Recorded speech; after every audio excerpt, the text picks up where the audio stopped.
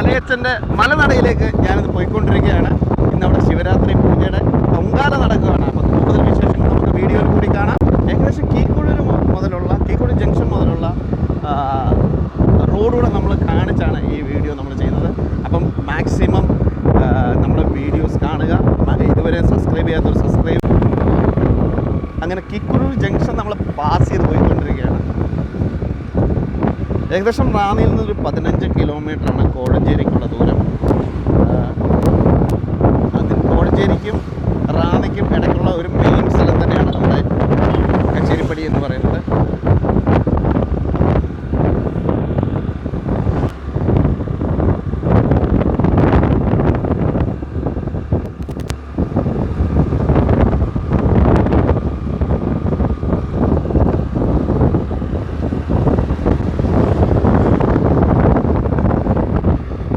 Rubberised road വന്നതുകൊണ്ട് ഗതാഗതം വളരെ എളുപ്പമാണ്. ഇതുകൊണ്ട് വാഹനങ്ങൾ ചീറിക്കളഞ്ഞ് വരുന്നതാണ്.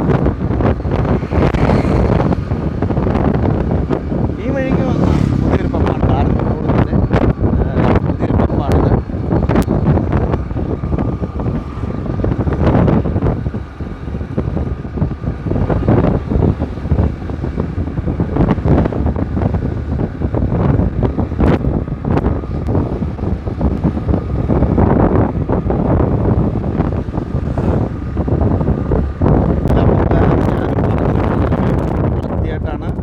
നേരിട്ട് കാണുന്നത്. അപ്പോൾ അതിൻ്റെ ഒരു ത്രില്ലിലാണ് ഞാൻ. അപ്പോൾ നമുക്ക് വീഡിയോയിൽ കൂടി കാണാൻ, കൂടുതൽ വിശേഷങ്ങളെല്ലാം നമുക്ക് വീഡിയോയിൽ കൂടി കാണാം.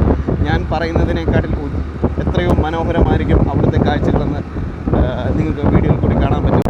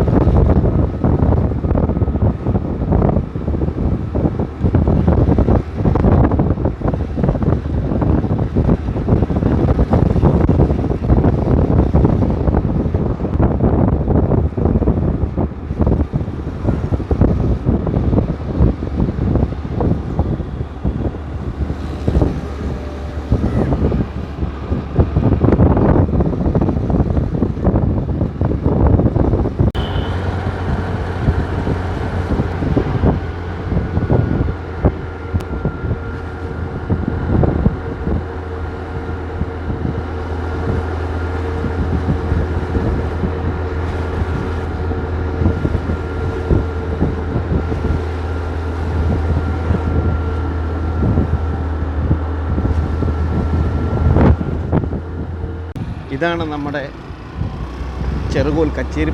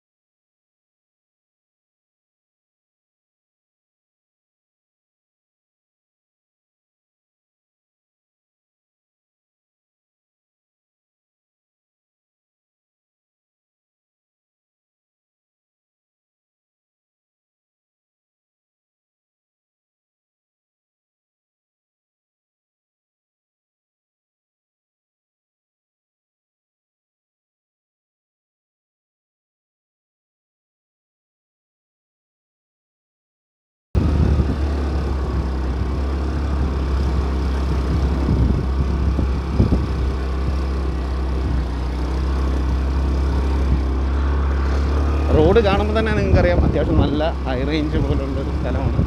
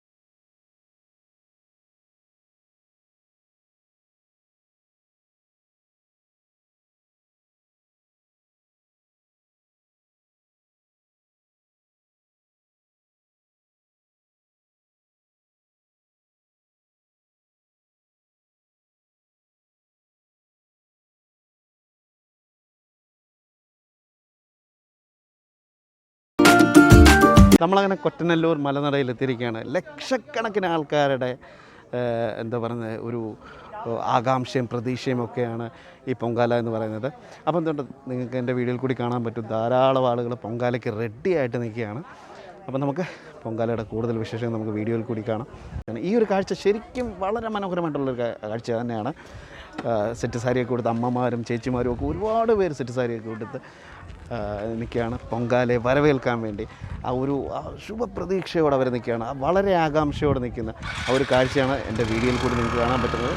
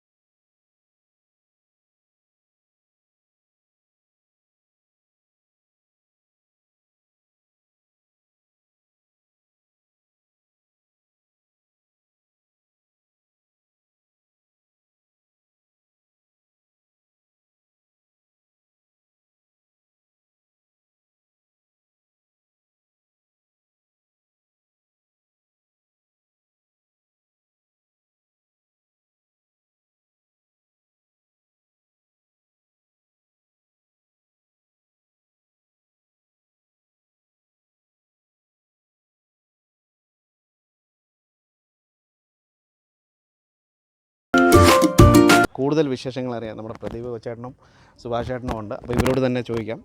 ചേട്ടാ നമസ്കാരം. നമസ്കാരം. രണ്ടുപേർക്കും ഓരോ നമസ്കാരം. നമസ്കാരം.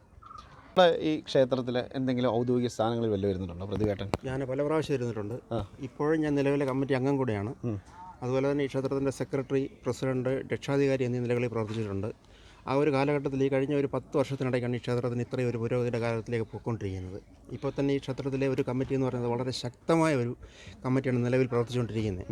അത് ഈ ക്ഷേത്രത്തിൻ്റെ പുരോഗതി കാണുമ്പോൾ തന്നെ അറിയാൻ പറ്റും. എന്ന് വെച്ചാൽ അവരുടെയൊക്കെ എന്ന് പറഞ്ഞാൽ 24 മണിക്കൂറും മലയച്ചൻ എന്നുള്ള ആ അതൊരു ഞങ്ങളൊരു പ്രത്യേക എനർജിയാണ് ഞങ്ങൾക്ക്. കാരണം ഞങ്ങളെപ്പോഴും പറയാറുണ്ട്, ഞങ്ങൾ സ്വന്തം അച്ഛനെ വിളിച്ചാൽ പിന്നെ ഞങ്ങളുടെ ഒരു അച്ഛൻ എന്ന് പറഞ്ഞാൽ ഞങ്ങളുടെ മലയച്ചനാണ് ഞങ്ങൾക്കെല്ലാം. ഇവിടുത്തെ പ്രധാനപ്പെട്ട ഒരു ആരാധന എന്ന് പറയുന്നത് എന്താണ്? ആരാധനാ സമ്പ്രദായം പറഞ്ഞു കഴിഞ്ഞാൽ നൂറ്റാണ്ടുകൾക്ക് മുമ്പ് എന്ന് വെച്ചാൽ നമ്മുടെയൊക്കെ തലമുറകൾക്ക് മുമ്പുള്ള ആര്യ ദ്രാവിഡ സംസ്കാരത്തിൻ്റെ ഭാഗമായിട്ട് വന്നിട്ടുള്ള ഒരു ആചാരങ്ങളാണ് ഇവിടെ നടന്നുകൊണ്ടിരുന്നത്. അപ്പോൾ ആ കാലത്തെ വഴിപാടുകളെന്നൊക്കെ പറഞ്ഞാൽ എന്താ പറയുക, ദേവന് നമ്മൾ അന്ന് കൊടുക്കുന്ന എല്ലാവിധമായിട്ടുള്ള നമുക്ക് എന്തായിരുന്നു ഉണ്ടായിരുന്നു അതെല്ലാം കൊടുക്കുന്നൊരു കാലം ഉണ്ടായിരുന്നു. പിന്നീട് ആരാധനാ സമ്പ്രദായങ്ങളിലൊക്കെ ചെറിയ ചെറിയ മാറ്റം വന്നപ്പോൾ അതിൻ്റെ വ്യത്യാസം വന്നിട്ടുണ്ട്. അപ്പോൾ ഇവിടെ നമ്മൾ ബ്രഹ്മ വിഷ്ണു മഹേശ്വര സങ്കല്പത്തിലാണ് നമ്മൾ കഴിഞ്ഞ കാലത്ത് നടത്തിയ ദേവപ്രശ്നത്തിലാണത് വ്യക്തമാവുകയും അതിനുശേഷം നമ്മൾ മലയച്ചൻ്റെ അകത്ത് കൂടിക്കൊണ്ടിരുന്ന ദേവീ പ്രതിഷ്ഠാ വിഗ്രഹം നമ്മൾ ക്ഷേത്രം പുതിയത് പണിഞ്ഞ് പുറത്തേക്കാക്കുകയും ഇവിടുത്തെ ആരാധനകൾ അതേ സമ്പ്രദായത്തിൽ കൊണ്ടുപോവുകയും ദേവിക്ക് അതേ ആരാധന ആ സമ്പ്രദായത്തിൽ വേറെയും നമ്മൾ ചെയ്തുകൊണ്ടിരിക്കുകയാണ്. അപ്പോൾ അതിൻ്റെ ഭാഗമായിട്ട് ഇന്നിവിടെ നടക്കുന്നതെന്ന് പറഞ്ഞാൽ ഈ പുനരുദ്ധാരണ പ്രവർത്തനത്തിൻ്റെ ഭാഗമായിട്ടുള്ള പ്രവർത്തനങ്ങൾ ഇന്ന് കലശാഭിഷേകവും അതുപോലെ തന്നെ അമ്മയുടെ പ്രതിഷ്ഠാ വാർഷികം കൂടിയാണ്. അപ്പോൾ അതിൻ്റെ ഭാഗമായിട്ടാണ് ഇന്നിവിടെ ഇത്രയും ആൾ കൂടിയിരിക്കുന്നത്. അപ്പോൾ ഇതിൻ്റെ എന്ന് പറഞ്ഞാൽ ഞങ്ങൾക്ക് ഒരുപാട് പരിമിതികളുള്ള ഒരു ക്ഷേത്രമാണിത്. കാരണം ഏറ്റവും വലിയ പ്രശ്നം എന്ന് പറഞ്ഞാൽ സ്ഥലപരിമിതി, ഒപ്പം കുടിവെള്ള ദൗർലഭ്യം, ഇതൊരു വലിയ വിഷയമാണ്. ഇപ്പോൾ തന്നെ നമ്മൾ പൈസ കൊടുത്ത് ജലം ഇവിടെ എത്തിച്ചിട്ടാണ് ഈ അമ്മമാർക്കെല്ലാം പൊങ്കാലയിടുവാനുള്ള സൗകര്യം നമ്മൾ ഉണ്ടാക്കി കൊടുത്തിരിക്കുന്നത്. അപ്പോൾ അതുകൊണ്ട് എന്നാലും ഞങ്ങൾക്ക് ഇവിടെ ഏറ്റവും വലിയ വിശേഷം എന്ന് പറഞ്ഞാൽ ഈ ഒരു കാലഘട്ടത്തിൽ ജാതി മത വർണ്ണ വർഗ്ഗ വ്യത്യാസം അതെനിക്ക് വളരെ മനസ്സിലായിട്ടുള്ള കാര്യമാണ്. എല്ലാവർക്കും ഇവിടെ അങ്ങനൊരു എന്താ പറയുന്നത് അങ്ങനെ ഒരു അതിരില്ല ഇവിടെ. അതിരില്ല എന്ന് വെച്ചാൽ ഇവിടെ 24 മണിക്കൂറും ക്ഷേത്ര ദേവൻ്റെ നട ഫ്രണ്ടിലുള്ള ആ വാതിൽ അടയ്ക്കാറില്ല. നമ്മൾ അകത്തേക്കുള്ള ഗേറ്റ് മാത്രമേ അടയ്ക്കാറുള്ളൂ, അല്ലാതെ 24 മണിക്കൂറും. കാരണം അർദ്ധരാത്രിയിലും വന്ന് അവനവൻ്റെ പ്രയാസം പറയാനും ദേവനെ നേദ്യം വെക്കാനും ഒക്കെ വരുന്ന ഒരു ക്ഷേത്രമാണ്. മുസ്ലിംസ് ആണെങ്കിലും ക്രിസ്ത്യൻസ് ആണെങ്കിലും നേരിട്ട് വന്ന് അവർക്ക് കാര്യങ്ങൾ ബോധിപ്പിക്കാനുള്ള ഒരു ബുദ്ധിമുട്ടുണ്ടെങ്കിൽ അത് നമ്മുടെ ഭാരവാഹികളെ ഏൽപ്പിച്ചിട്ട് ഞങ്ങളുടെ ഈ വഴിപാടോടെ സമർപ്പിക്കണേ. അത് മുസ്ലിംസ് ആണെങ്കിലും ഒരു കന്നുകാലി അവർക്ക് ആദ്യമായിട്ടുണ്ടായി, അല്ലെങ്കിൽ ഒരു കോഴി ഒരു മുട്ടയിട്ട് ആദ്യത്തേത് അതെല്ലാം ദേവനാണ് കൊടുക്കുന്നത്, മലദേവനാണ് കൊടുക്കുന്നത്, മലയച്ചനെ സമർപ്പിക്കുക ചെയ്യുന്നത്. പിന്നെ ഇവിടുത്തെ ഉത്സവത്തിൻ്റെ കാര്യങ്ങളൊക്കെ പറയുകയാണെങ്കിൽ 10ാമത് മഹോത്സവമാണ് ഇവിടുത്തെ ഏറ്റവും വലിയ ഉത്സവം. അത് മലദേവൻ്റെ ഉത്സവമാണ്. അപ്പോൾ അതിനകത്തെ പ്രധാന ചടങ്ങുകളെന്ന് പറഞ്ഞാൽ ഊരാളി തുള്ളൽ സമ്പ്രദായമാണ്. അത് ദ്രാവിഡ സംസ്കാരത്തിൻ്റെ ഭാഗമായിട്ടുള്ളതാണ് ഊരാളി തുള്ളൽ. അത് നമുക്ക് മലയ്ക്ക് ഊരാളിയുണ്ട്, അദ്ദേഹത്തിൻ്റെ കാർമ്മികത്വത്തിൽ അന്ന് ഇവിടെ പടയണി നടത്തുന്നു. പിന്നെ ദേവൻ ദേശം ചുറ്റാനിറങ്ങും. അപ്പോൾ ആ സമയത്ത് ഭക്തജനങ്ങളുടെ വഴിപാടുകൾ പിന്നെയുള്ള എല്ലാ കാര്യങ്ങളും സ്വീകരിച്ചിട്ട് 10ാമത്തെ ദിവസം അതിൻ്റെ തലേദിവസം കോട്ട ഇറങ്ങിപ്പോവുകയാണ്. അപ്പോൾ ജന്മകുടുംബത്തിലാണ് അന്നത്തെ ദിവസം ദേവൻ പള്ളി ഉറങ്ങുന്നത്. പിറ്റേ ദിവസം കോട്ട കയറ്റ മഹോത്സവമാണ് ഇവിടുത്തെ ഏറ്റവും വിശേഷം എന്ന് പറയുന്നത്. അപ്പോൾ ഏതാണ്ട് ഒരു എന്താ പറയുക കിലോമീറ്ററുകൾ ദൈർഘ്യം വരുന്ന ഒരു ഘോഷയാത്രയും അതിനകത്ത് ഈ പറഞ്ഞ ജാതി മത വർണ്ണവർഗ്ഗം ഇല്ല എല്ലാവരും കൂടെയാണ് കൂടുന്നത്. അപ്പോൾ അതായത് വാഴക്കുന്ന് എന്ന് പറയുന്ന സ്ഥലത്ത് നിന്നാണ് നമ്മൾ തുടങ്ങുന്നത് സ്റ്റാർട്ടിങ്. അതിവിടെ വരുമ്പോഴും അതിൻ്റെ ഏതാണ്ട് ഒരു ഭാഗം അപ്പോഴും വാഴക്കുന്ന് കാണുമെന്ന് വെച്ചാൽ അത്രയും ജനബാഹുല്യത്തോടുകൂടി നടത്തുന്ന ഒരു വലിയ ഉത്സവമാണ്. തന്നെയല്ല ഇതിൻ്റെ പ്രകൃതി ഭംഗി എന്ന് പറഞ്ഞു കഴിഞ്ഞാൽ സത്യത്തിൽ ഈ അമ്പലമൊക്കെ സത്യം പറഞ്ഞാൽ ടൂറിസത്തിലൊക്കെ വരേണ്ട ഒരു അമ്പലമാണ് ഞാൻ പറയുന്നത്. അത് നിങ്ങൾക്ക് ഇതിൻ്റെ ഒരു വ്യൂ ചിത്രീകരിച്ച് കഴിഞ്ഞാൽ കൃത്യമായിട്ട് മനസ്സിലാക്കാൻ പറ്റും. അത്രയും പ്രകൃതി ഭംഗിയും കാര്യങ്ങളും എല്ലാം ഉള്ളൊരു ഇതാണ്. അതുപോലെ തന്നെ നമ്മുടെ പ്രശസ്ത സിനിമാ നടനായ ദേവൻ ചേട്ടന് കഴിഞ്ഞ ദിവസം വന്നിരുന്നു. സത്യം പറഞ്ഞാൽ പുള്ളി പറഞ്ഞ് എനിക്ക് എന്തെങ്കിലും ഒരു ചാൻസ് ഉണ്ടെങ്കിൽ ഈ ക്ഷേത്രത്തിൽ വെച്ചൊരു ഒരു ഫിലിമിൻ്റെ എന്തെങ്കിലും ചെയ്യാൻ ഒരു ആഗ്രഹം തോന്നി. അതിൻ്റെ പ്രകൃതി ഭംഗി പുള്ളിക്ക് അത്രയൊരു ഇത് തോന്നി. പിന്നെ ഏറ്റവും അടുത്ത് പറയേണ്ടത് ഈ പുനരുദ്ധാരണ പ്രവർത്തനങ്ങൾക്ക് ഒരു 8 വർഷം 10 വർഷത്തിനകത്തുള്ള ഒരു കാര്യമേ ഉള്ളൂ. പക്ഷേ അന്ന് തൊട്ടുള്ള ആ ഒരു ശക്തമായ ഒരു കമ്മിറ്റി, ആ കമ്മിറ്റി ഇന്നും നിലനിൽക്കുന്നു. അവരുടെയൊക്കെ അഹോരാത്ര പ്രയത്നങ്ങളാണ് സത്യത്തിൽ ഇന്ന് ഈ കാണുന്ന മതിലും ഈ ദേവൻ്റെ ഇന്ന് ക്ഷേത്രതന്ത്രിയുടെ കാർമ്മികത്വത്തിലുള്ള ചടങ്ങുകൾ ഇവിടെ നടക്കുകയാണ്. അതിന് നല്ല ജനബാഹുല്യമുണ്ട്. അതിനുശേഷം ഭഗവാന്റെ തിരുമുമ്പിൽ ഇന്ന് നമ്മൾ അന്നദാനം കൊടുക്കുന്നുണ്ട്. സത്യത്തിൽ ഈ കൊറോണ കാലഘട്ടത്തിൽ ഇതെല്ലാം നിന്നു പോയതാണ്. അപ്പോൾ ആ കാലഘട്ടത്തിലൊക്കെ ഞങ്ങൾ ഒരുപാട് വിഷമിച്ചിട്ടുണ്ട്. കാരണം ഒന്നും ചെയ്യാൻ പറ്റാത്തൊരവസ്ഥ മാറി നിന്നപ്പം അന്ന് നമ്മൾക്ക് സാമ്പത്തികമായിട്ട് തരാമെന്ന് പറഞ്ഞപ്പോൾ പോലും അതിൻ്റെ എങ്കിലും അവർ പങ്കെടുത്തു. അത്രയും പോലും തരാൻ പറ്റിയിട്ടില്ലെങ്കിലും തന്നു. ഇപ്പോൾ ഇത് മാറി വരുന്നൊരു കാലഘട്ടത്തിൽ ഇനി ഈ ക്ഷേത്രം ഉയർച്ചയിലേക്ക് വരുമെന്നുള്ളൊരു വിശ്വാസമുണ്ട്. അതിന് ഇത് കാണുന്നവരുടെയും എല്ലാവരുടെയും ഒരു നല്ലൊരു സപ്പോർട്ട് ഞങ്ങൾക്കുണ്ടാവണം. ഈ ഭഗവാന്റെ തിരുമുമ്പിൽ വന്ന് ഒരു നേരമെങ്കിലും ഒന്ന് പ്രാർത്ഥിച്ചിട്ട് പോയാൽ അതിൻ്റെ അനുഭവം നിങ്ങൾക്ക് എല്ലാവർക്കും ഉണ്ടാകുമെന്നുള്ളത് 100% നമുക്ക് അനുഭവസ്ഥരാണ്. ഇവിടുത്തെ പൂജ എന്താണ്? ഇവിടുത്തെ പ്രധാനപ്പെട്ട പൂജ എന്ന് പറഞ്ഞാൽ ഇവിടെ മാസപൂജയാണ്. പൂജയായിട്ട് എന്നുവെച്ചാൽ പൂജാരി വന്ന് കർമ്മം ചെയ്യുന്ന എല്ലാ മലയാള മാസവും 1-ാം തീയതിയാണ്. അന്ന് ദേവന് പ്രത്യേക നേദ്യവും അതിനുള്ള ചടങ്ങുകളെല്ലാം ഉണ്ട്. ദേവിക്ക് പൂജ. പിന്നെ നമ്മൾ ഇവിടെ 2 ദൈവങ്ങളാണോ ഉള്ളത്? 2 പ്രധാനമെന്ന് പറയുന്ന മലദേവൻ. അപ്പോൾ ആ ദേവൻ എന്ന് വെച്ചാൽ നമ്മൾ ബ്രഹ്മ വിഷ്ണു മഹേശ്വര സങ്കല്പമാണ് മലനടയിൽ കൂടിയുള്ളത്. അപ്പോൾ അതിനുള്ള കൃത്യമായ പൂജകളാണ് ഇവിടെ നടന്നുകൊണ്ടിരിക്കുന്നത്. അപ്പോൾ അല്ലാത്ത ദിവസങ്ങൾ, ഇപ്പോൾ 1-ാം തീയതി അല്ലാത്ത ദിവസങ്ങളിൽ ഇവിടെ കൃത്യമായിട്ട് അതിൻ്റെ ഒരാളുണ്ട്. അദ്ദേഹം കൃത്യമായ സമയത്ത് വന്ന് വിളക്ക് വെച്ച് അതിനുള്ള കാര്യങ്ങളെല്ലാം ചെയ്ത് പോവുകയാണ് പതിവ്. പിന്നെ ഇവിടെ 2 ദൈവങ്ങളാണോ ഉള്ളത്? അതോ അങ്ങനെ 2 ദൈവം എന്ന് പറയുമ്പോൾ ഇപ്പം മലദേവനും ദേവി പ്രധാനപ്പെട്ട മലദേവനാണ്.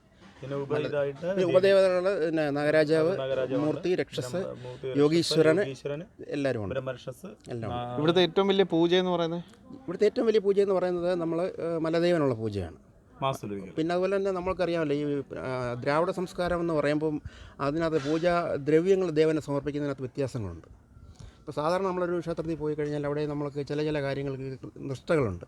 ഇവിടെ എന്ന് പറഞ്ഞാൽ പിന്നെ മലദേവന് നമ്മൾ വെറ്റില മുറുക്കാൻ പ്രധാനപ്പെട്ട കാണിക്ക എന്ന് പറഞ്ഞാൽ നമ്മൾ ദേവന് നമ്മൾ മദ്യം മുറുക്കാൻ ഇതൊക്കെ വെക്കുന്ന ഒരു സങ്കല്പം, കലശം മലദേവന് കൊടുക്കുന്ന ഒരു സങ്കല്പമുണ്ട്. അത് ചെയ്യുന്നുമുണ്ട്. അപ്പോൾ അങ്ങനെ വന്നപ്പോൾ ദേവിയുടെ പ്രതിഷ്ഠ അകത്തായിരുന്നപ്പോൾ ചില അനിഷ്ടങ്ങൾക്ക് കാരണമാവുകയും അത് ദേവപ്രശ്നത്തിൽ തെളിയുകയും അത് അമ്മയ്ക്ക് അഹിതമെന്ന് തോന്നിയപ്പോഴാണ് നമ്മൾ പുതിയ ക്ഷേത്രം വെളിയിലേക്ക് പണിഞ്ഞത്. അതാണ്ടൊരു ഇതിൻ്റെ നിങ്ങൾക്ക് സത്യം പറഞ്ഞാൽ അത് നോക്കാമെങ്കിൽ അത്രയും കഷ്ടപ്പെട്ട ഒരു നിർമ്മാണമുണ്ട് നടത്തിയിരിക്കുന്നത്. കാരണം വലിയ സ്ഥലമില്ലായിരുന്നു. ഞങ്ങൾ താഴെ നിന്ന് പില്ലറടിച്ച് ഈ ലെവലിൽ കൊണ്ടുവന്ന് താഴെ നിന്ന് പിന്നെ മണ്ണിട്ട് കിളർത്തി അതിൻ്റെ മുകളിലാണ് ഇപ്പോൾ ഈ ദേവീക്ഷേത്രം സ്ഥിതി ചെയ്യുന്നത്. അപ്പോൾ അതിനുശേഷം വളരെ മാറ്റം വന്നു. അപ്പോൾ ദേവൻ്റെ ചൈതന്യം വീണ്ടും പഴയതുപോലെതിനെക്കാട്ടിലും ഇരട്ടിയായി, അമ്മയുടെ ചൈതന്യം അതിലേറെയായി. അപ്പോൾ അങ്ങനെ ഈ പരാശക്തി ഒടികൊള്ളുകയും അച്ഛനായ മലദേവൻ്റെ കൂടെ സാന്നിധ്യം വന്നപ്പോഴത്തേക്ക് നാടിന് സർവ്വൈശ്വര്യങ്ങളും എല്ലാവർക്കും അവനവൻ്റെ കാര്യങ്ങൾ പറഞ്ഞാൽ അതേപോലെ വെളിപ്പുറത്തുള്ള ദൈവം. ഈ ചുറ്റുവട്ടത്തുള്ള ആൾക്കാരാണ് കൂടുതലും ഇതിനു വേണ്ടി സഹകരിക്കുന്നതും കൂടുതലും വഴിപാടായിട്ട് നടത്തുന്നതും എല്ലാം ഈ ഒരു ചുറ്റുവട്ടത്തുള്ള ആൾക്കാരിൽ മുഖേനയാണ്. അല്ലാതെ പുറത്തുനിന്നും അങ്ങനെയല്ല. ഇവിടെ ഈ സ്ഥലത്തുനിന്നുള്ള ഗൾഫിൽ നിന്നുള്ള പ്രവാസികളായ നല്ലവരായ ഭക്തജനങ്ങളും കൂടാതെ ഇവിടെയുള്ള ഈ ചുറ്റുവട്ടത്ത് ഈ ഒരു 4-5 കിലോമീറ്ററിനുള്ളിൽ ജാതിമത ഭേദമന്യേ എല്ലാവരും നല്ല രീതിയിൽ സംഭാവനകളും വഴിപാടുകളും ചെയ്താണ് ഇപ്പോൾ ഈ ഒരു രീതിയിൽ അമ്പലം ഇത്രമേൽ ഉയർന്നു നിൽക്കുന്നത്. കൂടാതെ ഇപ്പോൾ ഈ ചുറ്റുമതിലിൻ്റെ ഒരു 6-7 മാസം 1 വർഷത്തിനകത്ത് തന്നെ ഈ ചുറ്റുമതിലിലെ നല്ലൊരു ദേവന്മാരുടെ ഏകദേശ രൂപങ്ങൾ കൊത്തി അത് നമ്മൾ കാണുവാനും ഗ്രഹിക്കുവാനും അതിൻ്റെ സായുജ്യം നുകരുവാനും ആൾക്കാർക്ക്, ഭക്തജനങ്ങളായ ആൾക്കാർക്ക് ദൂരെ ഉള്ള നാടുകളിൽ നിന്ന് വരെ എത്താനുള്ള ഒരു ഭാഗ്യം ഉണ്ടാകട്ടെ. തീർച്ചയായിട്ടും ഈ ഒരു അനുഗ്രഹം മലയച്ചൻ്റെ സന്നിധിയിൽ വന്ന് സായുജ്യം നേടാനായിട്ട് എല്ലാവർക്കും അനുഗ്രഹം ഉണ്ടാകട്ടെ എന്ന മലയച്ചൻ്റെ നാമത്തിൽ തന്നെ പറയുകയാണ്. കൂടാതെ നിങ്ങളുടെ എല്ലാവരുടെയും സഹകരണം ഇനി ഇവിടെ വന്നു കഴിഞ്ഞാൽ ഒരുപാട് പരിമിതികളും കാര്യങ്ങളും എല്ലാം ഉണ്ട്. കാര്യം സ്ഥലത്തിൻ്റെ പ്രോബ്ലമായാലും പിന്നെ മറ്റ് ഏറ്റവും കൂടുതൽ ഞങ്ങൾ ഇത് അനുഭവിക്കുന്നത് കുടിവെള്ള പ്രശ്നമാണ്. ഇവിടെ വെള്ളം വരെ നമ്മൾ പൈസ കൊടുത്താണ് മേടിച്ചുകൊണ്ടിരിക്കുന്നത്. അതും ഇപ്പം നല്ല ആൾക്കാർ, അതായത് ഉയർന്ന തലത്തിലുള്ള ആൾക്കാരെ ഈ ഒരു അമ്പലം നല്ല രീതിയിൽ ഉയർത്തിക്കൊണ്ട് വരുവാണെങ്കിൽ വീണ്ടും ഇവിടെ മാറ്റം സംഭവിച്ച് നല്ല രീതിയിലൊരു ഐശ്വര്യത്തായ നല്ലൊരു ഗ്രൗണ്ടും കാര്യങ്ങളും ഒക്കെ ഈ അമ്പലത്തിന് വേണ്ടി വരേണ്ടതായിട്ടുണ്ട് ഇനിയിപ്പോൾ ഉള്ള ഒരു ഉയർച്ചയിൽ. അതുപോലെ പറയാനുള്ള മറ്റൊരു കാര്യം, നമുക്ക് വഴിയുടെ ഒരു പ്രശ്നം ഉണ്ടായിരുന്നു ഈ ക്ഷേത്രത്തിലേക്ക്. ഇപ്പോൾ ഈ അടുത്ത കാലത്ത് നമ്മുടെ മുൻ പഞ്ചായത്ത് മെമ്പറായിട്ടുള്ള ഈ ശ്രീ ചക്കട്ടിൽ സന്തോഷിൻ്റെ നേതൃത്വത്തിലുള്ള അതൊരു കർമ്മസമിതി പോലെ ആയിരുന്നു. ഒരു സഹകരണം. അത് ഈ ക്ഷേത്ര കമ്മിറ്റി എല്ലാം കൂടെ ചേർന്ന് നല്ലവരായ നാട്ടുകാർ അതിനകത്ത് പറയേണ്ടതെന്ന് പറഞ്ഞാൽ കുഴിവേലിമലയിൽ രവിച്ചേട്ടൻ്റെ വകയായിട്ട് പുള്ളിയാണ് ഏറ്റവും കൂടുതൽ വസ്തു നമുക്ക് ഈ വഴിക്ക് വേണ്ടി തന്നിട്ടുള്ളത്. അപ്പോൾ അങ്ങനെ വന്ന് പെട്ടെന്ന് ക്ഷേത്രത്തിലേക്ക് ഒരു റോഡ് ഒറ്റ ദിവസം കൊണ്ട് ഞങ്ങൾ ഉണ്ടാക്കിയത്. ഒറ്റ ദിവസം കൊണ്ടാണ് 1 കിലോമീറ്റർ നീളമുള്ള റോഡ് ഈ മലയ്ക്ക് ഞങ്ങൾ ഉണ്ടാക്കിയത്. രാവിലെ 7 മണിക്ക് തുടങ്ങിയ റോഡ് രാത്രി 8 മണിയായപ്പോൾ മലദേവൻ്റെ സന്നിധിയിൽ വെട്ടിക്കയറ്റി. അന്ന് മുതലാണ് ഈ ക്ഷേത്ര സത്യത്തിൽ ഇത്രയും ഉയർച്ച. കാരണം 35 വർഷം വരെ ദർശനം നടത്താൻ സാധിക്കാതിരുന്ന അമ്മമാരൊക്കെ ഈ വഴി വന്നതിൽ പിന്നാണ് മലയച്ചനെ കാണാൻ പറ്റിയില്ല മക്കളെ കരഞ്ഞുകൊണ്ടാണ് ഇവിടെ വന്നിട്ട് ദർശനം നടത്തി പോയിട്ടുള്ള ഒരു അനുഭവം കൂടെ ഞങ്ങൾക്കുണ്ട്. അപ്പോൾ അങ്ങനെ പിന്നെന്ന് പറഞ്ഞാൽ എനിക്ക് ഒന്നുകൂടെ പറയാനുള്ളൂ, നിങ്ങൾ ഇതിൻ്റെ പ്രകൃതി ഭംഗി കൂടി ഒന്ന് ഒപ്പിയെടുത്തുകൊണ്ട് പോയാൽ ഞാൻ ഉൾപ്പെടെ ഒരു ദിവസം ഒരു അമ്മ എവിടുന്നോ വന്നു. കാര്യം അന്നേരം ഈ ക്ഷേത്രത്തിൽ ഞാനും പ്രതിവച്ചാണും കൂടെ ഒരുമിച്ചിരുന്ന സമയത്ത് ഭാഗവതം വായിച്ചുകൊണ്ട സമയത്ത് ഒരമ്മ വന്നു. അപ്പം ഞങ്ങൾ വിചാരിച്ചു ഇവിടെ തിടപ്പള്ളിയിൽ സാധനം എടുത്ത് കൊടുക്കാനായിട്ട് ഇവിടുത്തെ വിളക്ക് കത്തിക്കുന്ന അച്ഛനുണ്ട്, പിന്നെ ഒരു ചേട്ടനുണ്ട്, സഹായിയായിട്ടും കാര്യത്തിന് വേണ്ടി ഒരു സഹായിയായിട്ടും നിൽക്കുന്ന ഒരു ചേട്ടനുണ്ട്. അപ്പം അവർ രണ്ടുപേരും ഇവിടെ ഉണ്ടല്ലോ എന്നുള്ളൊരു ഇതിൽ ഞാനും ഈ കൊച്ചാനോടെ പറഞ്ഞു അവിടോട്ട് ചെന്നേരം അമ്മയെ എണ്ണ എടുത്ത് തരുമെന്ന് പറഞ്ഞു.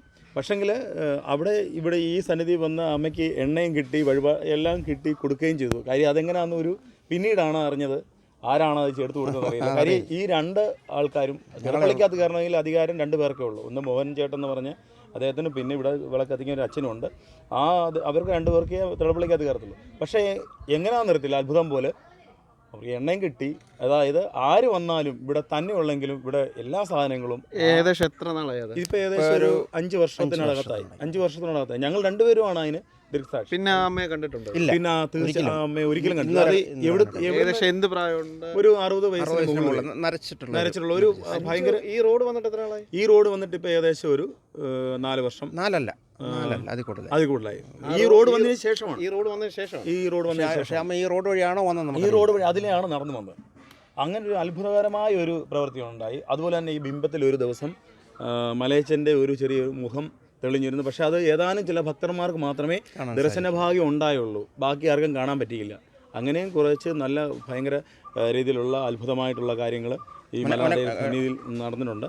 ഇവിടുത്തെ അതുപോലെ തന്നെ ഒരുപാട് ചേട്ടന്മാരുടെയും അച്ഛന്മാരുടെയും ഒരുപാട് പേരുടെ പണ്ട് മുതലാണെങ്കിൽ ഇവിടെ താഴെ നിന്ന് 2, 3, 4, 5 കിലോമീറ്ററാണ് ചുമ്മിക്കൊണ്ടാണ് വെള്ളം വരെയും ചുമ്മിക്കൊണ്ട് വന്ന് ആണ് ഇവിടെ ഈ 1-ാം തീയതി വഴിപാടായാലും 41 ദിവസത്തെ മണ്ഡല മഹോത്സവ പൂജയുണ്ട്. അപ്പോൾ അതെല്ലാം നടത്തപ്പെടുന്നത് ഒരുപാട് കഷ്ടപ്പാട് അനുഭവിച്ചാണ് അന്ന് നടന്നുണ്ട്. പക്ഷേ ഇന്ന് അതിലുപരി ഇവിടെ ഈ സന്നിധാനത്ത് വാഹനങ്ങൾ കയറി വരുന്നതുകൊണ്ട് ആ ഒരു കഷ്ടപ്പാടിൽ നിന്നൊക്കെ ഒരുപാട് മാറ്റം വന്നേച്ച് ഇന്ന് പരമാവധി ആൾക്കാർക്ക് ആ ഒരു നടപ്പ് അല്ലെങ്കിൽ അങ്ങനെയുള്ള ഒരു കഷ്ടപ്പാടില്ല. എങ്കിലും ഇതിൻ്റെ പുറകിൽ പ്രവർത്തിക്കുന്ന ആൾക്കാർക്ക് കമ്മിറ്റി അംഗങ്ങളാണ്. പിന്നെ ഭക്തജനങ്ങളെന്ന് പറയുന്ന അവരെ വന്ന് സഹായിച്ചെന്ന് വരുന്നു. പക്ഷേ ഇതിൻ്റെ പുറകിൽ പറഞ്ഞ ഒരുപാട് പേരുടെ രാത്രി രാപ്പകൽ വ്യത്യാസമില്ലാതെ കഷ്ടപ്പാടിൽ നിന്ന് ഒരുപാട് ഉയർച്ച ഈ അമ്പലത്തിൽ ഇപ്പം നടന്നുകൊണ്ടിരിക്കുകയാണ്. ഇനി ഇപ്പോൾ ഏറ്റവും വലിയ ഒരു അനുഗ്രഹം എന്ന് പറഞ്ഞാൽ ഇന്ന് ഭഗവതിയുടെ പ്രതിഷ്ഠാ ദിനത്തോടനുബന്ധിച്ച് ഇന്ന് അമ്മയുടെ നടയിൽ വിശേഷൽ പൊങ്കാല ഒരു മഹോത്സവം എന്ന് പറഞ്ഞാൽ പ്രത്യേകമായിട്ട്, അതായത് ധന്വന്തരി ഹോമവും പൊങ്കാല മഹോത്സവവും ഇന്ന് അമ്മയുടെ തിരുസന്നിധിയിൽ നിന്ന് ഇപ്പം ഉടൻ തന്നെ ഭദ്രദീപം തെളിയിക്കുകയാണ്. അതിന് എല്ലാ ഭക്തജനങ്ങളും നാനാഭാഗത്തു നിന്നുള്ള അമ്മമാർ ഇപ്പോൾ ഇവിടെ എത്തിച്ചേർന്ന് പൊങ്കാലയ്ക്കുള്ള എല്ലാ ക്രമീകരണങ്ങളും നല്ല രീതിയിൽ കമ്മിറ്റി അംഗങ്ങളുടെ ഭാഗത്തു നിന്നും നല്ല രീതിയിലുള്ള ഒരു പെരുമാറ്റം ഉണ്ട്. അപ്പോൾ അതുകൊണ്ട് എല്ലാവരും നല്ല രീതിയിൽ ഇപ്പം പൊങ്കാലയ്ക്ക് വേണ്ടി കാത്തിരിക്കുകയാണ്. ഇപ്പോൾ ഉടൻ തന്നെ പൊങ്കാല ആദ്യമായിട്ടാണോ? അല്ലല്ല, അത് തുടങ്ങി വെച്ചത് ഈ കമ്മിറ്റി തന്നെയാണ്. ഇപ്പോൾ ഈ ഒരു കമ്മിറ്റി, കാരണം ഈ ക്ഷേത്രം മാറിയതിന് ശേഷം ആദ്യമായിട്ട് മാറ്റി പ്രതിഷ്ഠിച്ച ആ വർഷമാണ് ഈ കമ്മിറ്റി. ഏകദേശം എത്ര വർഷമായി? അതിപ്പോൾ ഒരു 4 വർഷത്തിൽ കൂടുതലായി. കോവിഡ് വന്നതുകൊണ്ട് അന്ന് നമ്മളെ മാനദണ്ഡങ്ങൾ പാലിച്ച് ചടങ്ങുകളും ആചാരപരമായിട്ടുള്ള ചടങ്ങുകൾ മാത്രം നടത്തിക്കൊണ്ട് പിരിയുകയായിരുന്നു.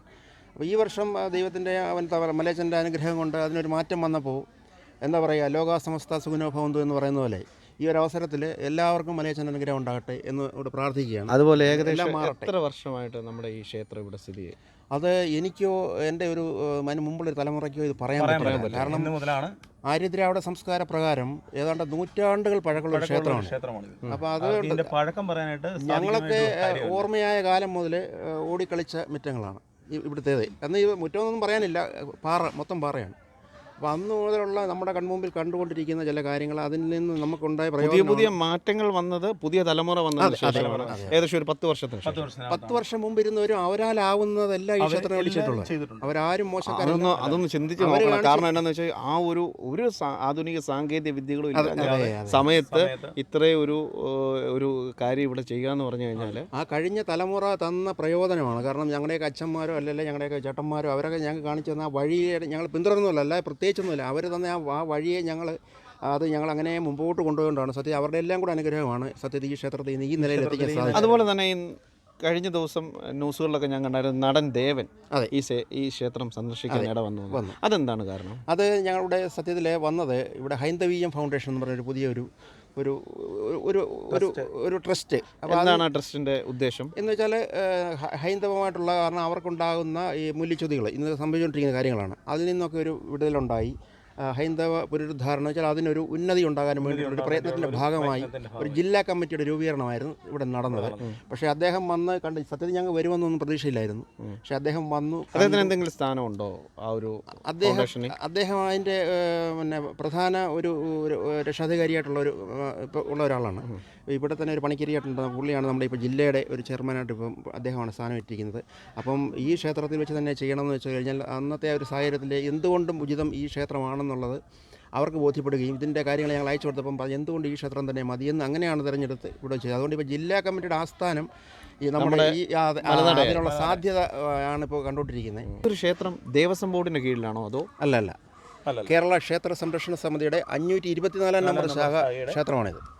524 നമ്പർ എന്ന് പറയുന്നത് ക്ഷേത്രത്തിന്റെ നമ്പറിൽപ്പെട്ട ക്ഷേത്രമാണിത്. കേരളത്തിലെ 524 നമ്പറിലുള്ള അമ്പലമാണ്. അതിപ്പോ 1 മുതൽ 524 നമ്മുടെ പത്തനംതിട്ട ജില്ലയിൽ വേറെ ഏതെങ്കിലും അമ്പലം ഉണ്ട്? തീർച്ചയായിട്ടും. ഏതാണ്? ഇരുമക്കാട് മലനടയുണ്ട്.